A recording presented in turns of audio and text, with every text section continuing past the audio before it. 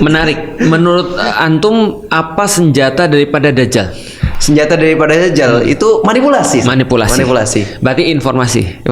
Berarti yang ditawarkan oleh Dajjal sebenarnya adalah false information. Adalah sesuatu informasi-informasi yang membuat orang tuh menyangka bahwa ini adalah sebuah kebenaran. Padahal ini adalah informasi yang membuat mereka jadi hancur.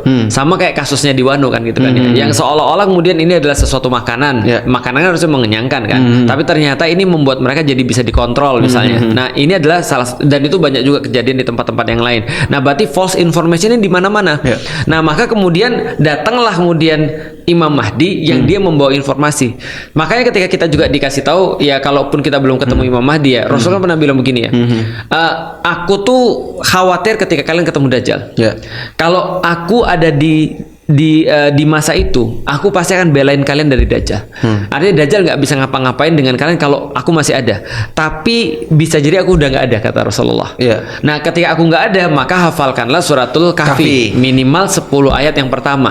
Karena kenapa? Kalau nanti Dajjalnya muncul, minimal bacain 10 ayat yang pertama. Kalau lu berani sih.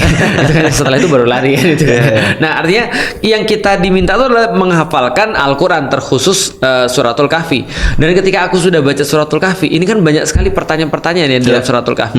Dan mungkin ini juga menjadi sebuah alasan kenapa kita tuh disuruh baca suratul Kahfi, biar kita sudah terbiasa dengan sesuatu yang membingungkan dalam tanda kutip.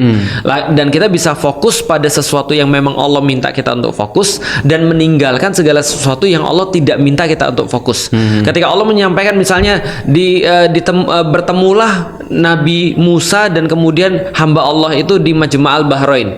Berarti kita tidak dikasih tahu Majma'al Bahrain. Dan kalau kita nyari tahu di mana Majma'al Bahrain, kita salah fokus. Kita diminta fokus pada siapa yang bersama dengan Nabi Musa. Kenapa kemudian ikan tuh bisa ke laut lalu kemudian lari? Lalu kemudian kenapa kemudian Musa mendapati dia lapar lalu kemudian makannya sudah hilang? Bagaimana kemudian pelajaran dia ketika ketemu dengan hamba Allah yang mengajarkan dia banyak hal itu. Nah, itu adalah fokus yang diminta. Nah, kalau kita nggak fokus, berarti pasti kita kena manipulasi.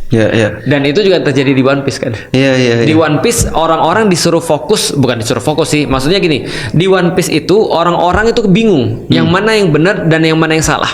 Dan ketika kemudian datanglah Luffy dan kawan-kawannya ini, lalu kemudian mereka kasih tahu yang sebenarnya yang bagus tuh kayak begini loh, yang selama ini terjadi pada kalian merasa kalian sudah benar, padahal tidak. Nah, itu yang terjadi.